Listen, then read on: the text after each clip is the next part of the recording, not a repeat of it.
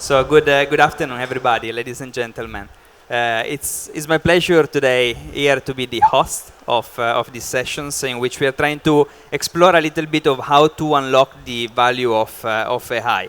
And today we have Chiara Marcati here, 20 years of experience in digital transformations and scaling AI in quantum black AI McKinsey practice here in the region. So let's get straight to the point, Chiara, and let's keep this very informal, right, in the chat.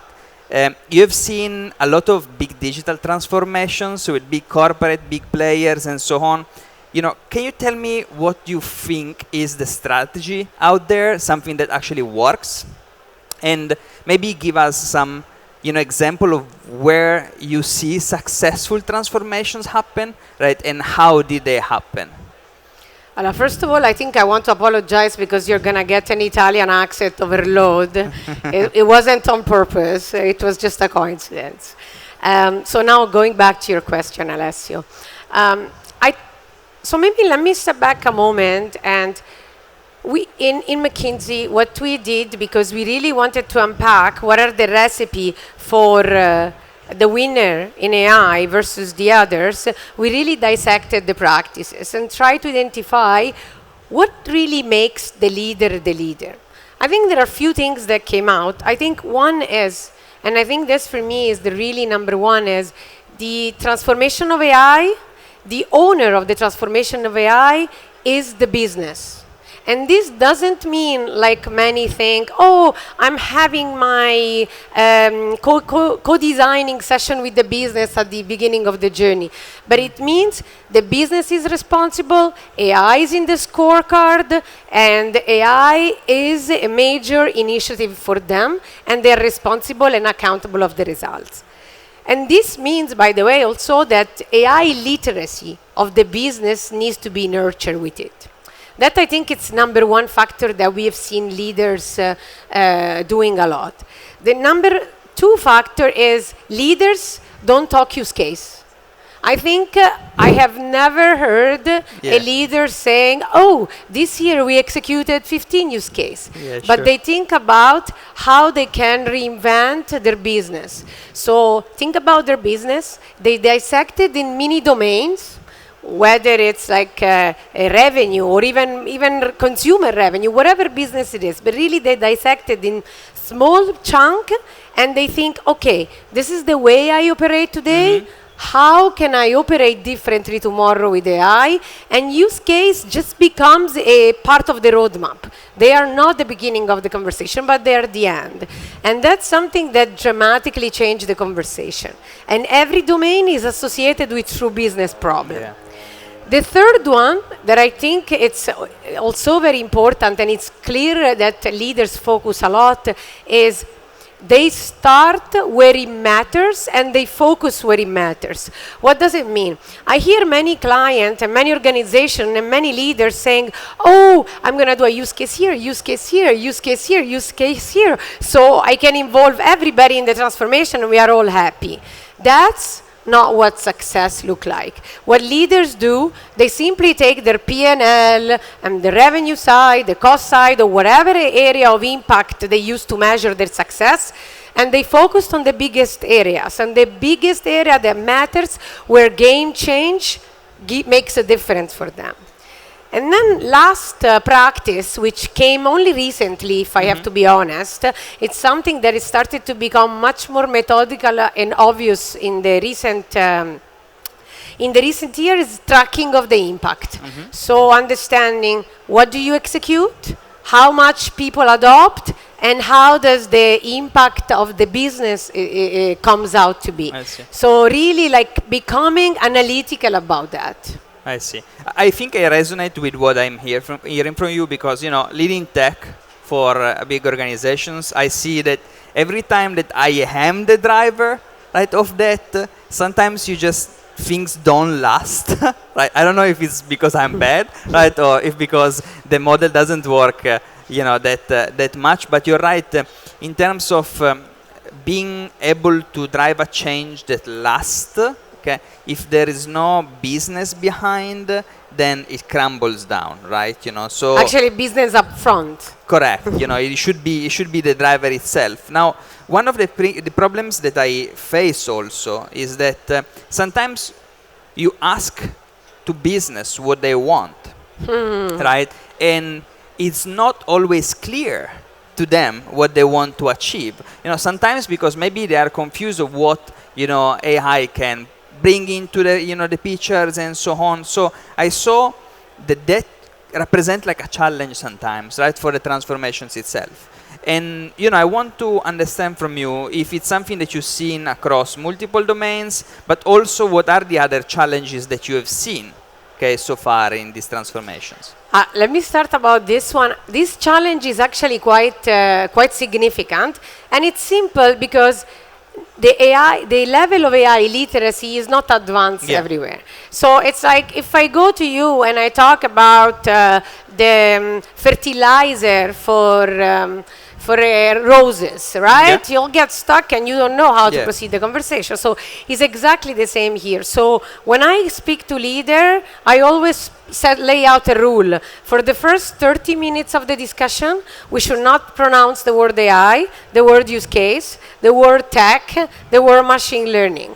It has to be a business discussion. And when you remove all of that and they actually need to talk about what keeps them at night, what keeps them awake at night, then the conversation is much more clear and every leader knows exactly where their business problem is. And then it becomes much easier to say, okay, what if we think about introducing AI in this way to address that problem, and then it flows much better. I see.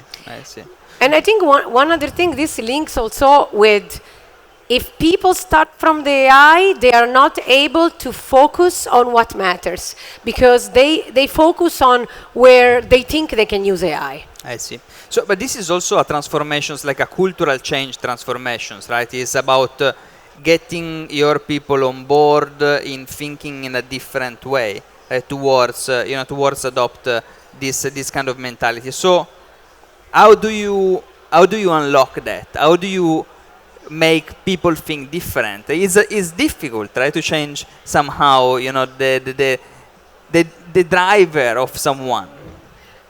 Human are the biggest enemy of AI. Yeah. I mean, human thinks AI is their biggest enemy, but the reality is the other way around. And why do I say that? When we start a transformation, tech is never a problem, data are never a problem. I mean, it can be a challenge, but a challenge that can be overcome. The biggest issue is the change management that is required in an organization. Think about, I'm 30 years in the job. Like my recent experience, it was with a tax agency. I had this auditor that have been in the job for 30 years, some even 35 years. And they've used to do audit like this. Yeah, audit the guy. Yeah, audit the guy. And now there is the 25-year-old guy that comes, churn the numbers and says, no, that guy no need to audit this, then this. Everybody have a heart attack because they just don't understand. So that part is the biggest enemy. Now, is there a magic wand for change management? No. But I think there are practices that we have seen being quite successful. I think I typically divide it in 4. Okay. The first practice is help people understand what you're talking about. If I don't know what I'm talking about, I can't change. So really is their AI literacy. And some people have really zero AI literacy. We don't realize that. Yeah. So first, help them understand what you're talking about. Second, help them understand what's expected from them. I know it's AI, but I have no clue how that fits in my job and what role I can play. So now I know it's AI, and I know what can I do. The third thing is really seeing my role model and my leader winning, understanding, adopting AI. I says, oh, this guy is my myth. He's using AI. Man, maybe I should think about it. And then, last but not least, create an incentive. Yeah. Whether it is a carrot or a stick, because you gotta have both, give them a reason. Either is I praise you in front of the CEO, you receive a letter, or it's an extra bonus, or simply is a pat in the shoulder, or simply is a KPI in the scorecard, and if you don't achieve it, you don't get paid at the end of the year, but you need to create an incentive. And typically those 4 things tend to move the needle. I think it's a good framework to keep in mind, right? If you want to go in the directions. But you know, a lot of the times these decisions of doing transformations and adopting, you know, a change and so on is a financial decision, right? You know, you get in front of the CFO and the CFO tell, oh, okay, but what is the ROI on this? You know, what is going to bring me? You know, how is going to reduce the OPEX? You know, or is this CAPEX, right? You know, how can we actually, you know, make it work? So can you maybe give us some example of when you see this discussion happening, right? How to navigate this to convince somehow like leaders to go into the journey, or the CFO to go into the journey? Oof, that's a tough one, Alessio. Okay, so let's start with, it depends on how you look at the problem. It can make sense or it cannot make sense. So the reality is you need to look at the problem with the right lenses. So I saw that the typical way of looking at the problem is, oh, I am doing a use case, or I'm adopting AI in a specific area. Let me see how much does it cost me, and let me see what is the direct benefit of that use case, of that AI application to my business. That, for me, it's a hit or miss, and most of the time, it's a miss. But the reason is not because AI is not the right answer. It's because we are not looking at it in the right way. Because scaling AI and adopting AI, it's not executing a use case. And that goes back to the domain problem.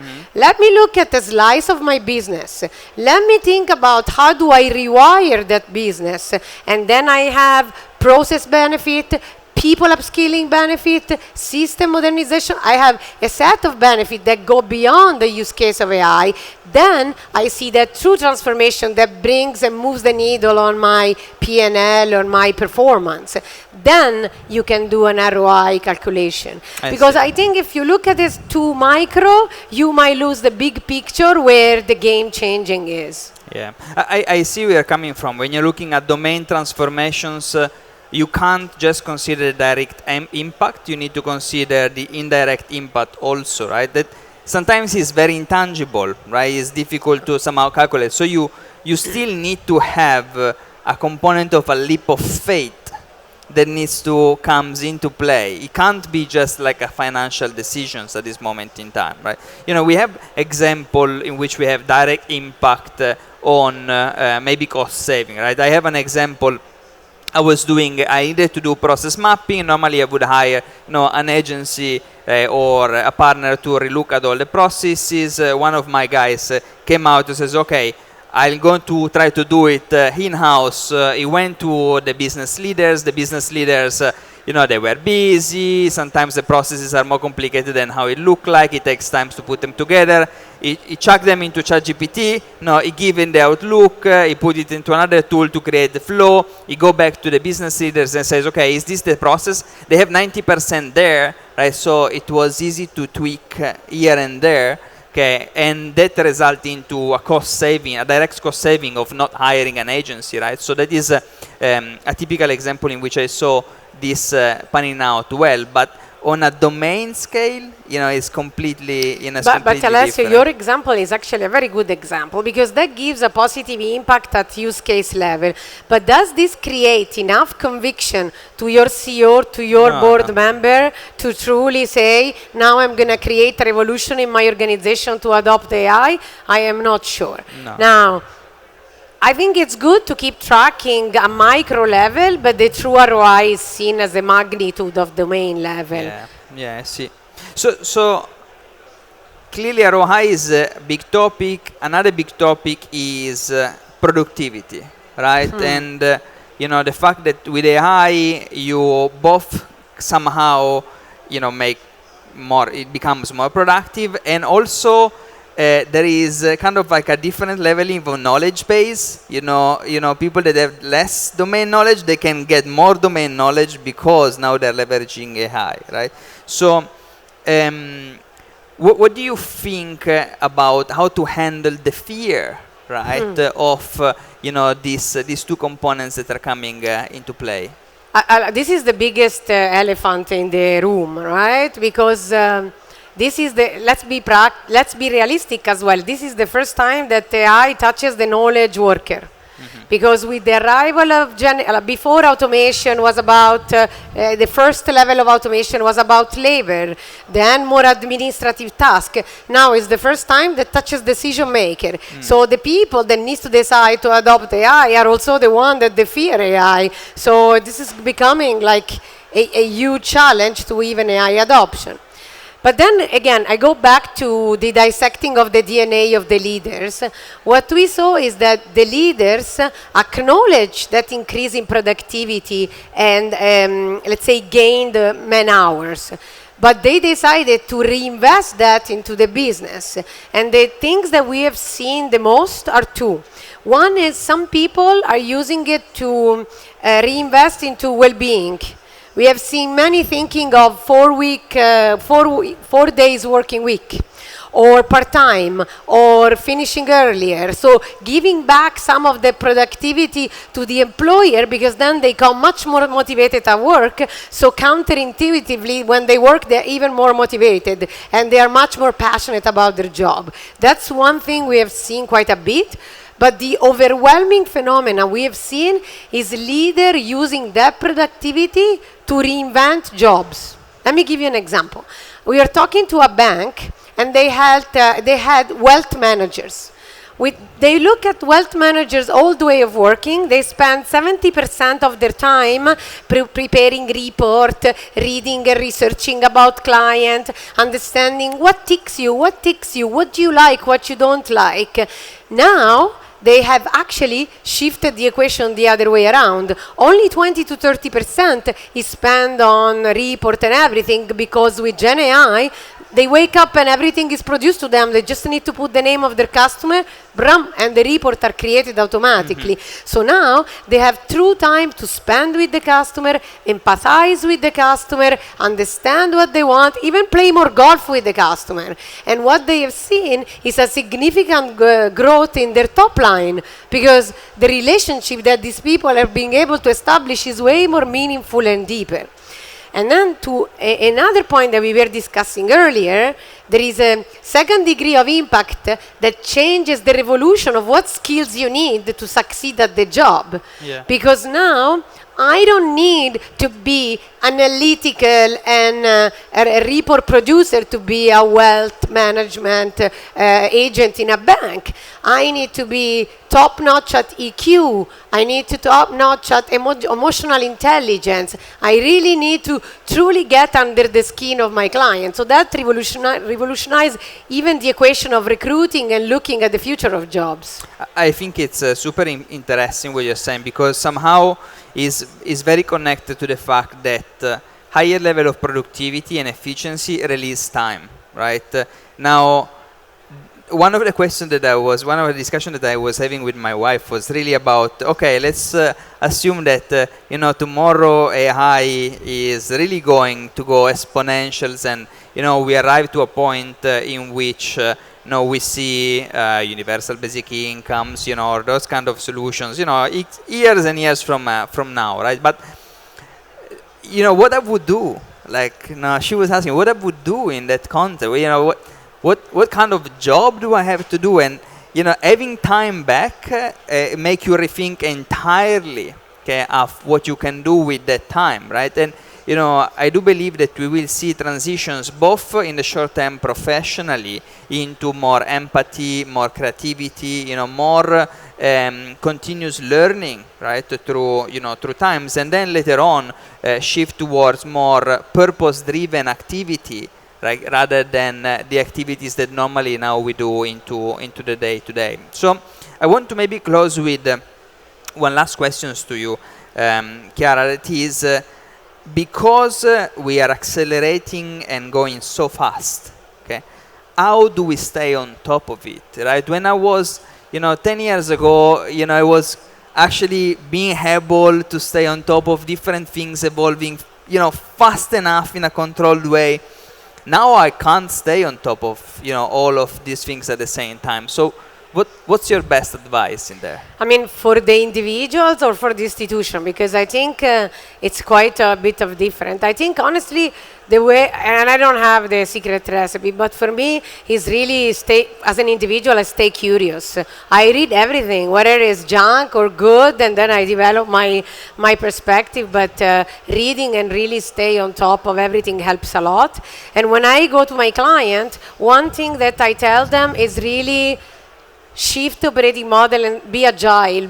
Be okay to do something, scratch it, and redo it from scratch. I think putting the ego aside and trying and failing and being comfortable with that is the biggest way to really, as an organization, to remain on top of the change. I would probably add on top of that cross-functionality, 100%. right? Because we moved 100%. From a generalist world then into a deep world, and now we are going back to generalist cross-functionals. It seems that is paying back somehow, the long-term play. Yeah, and maybe one last thing that you gave me an idea is also one thing I advise is also learning needs to play a bigger role than has played so far. Yeah. So for CEOs, pushing their executive, but even not the executive, the entire organization to stay on top of their learning and acquiring new skill is fundamental. Keeps the brain active and keeps the brain on top of the new trends. Yeah, keep hustling. Okay. Chiara, it was an absolute pleasure to have you today. Thank you for all the insights. I hope that the audience enjoyed, and I'm sure that there was a lot of Thank you for having us and tolerating our accent. Thank you very much. Thank you.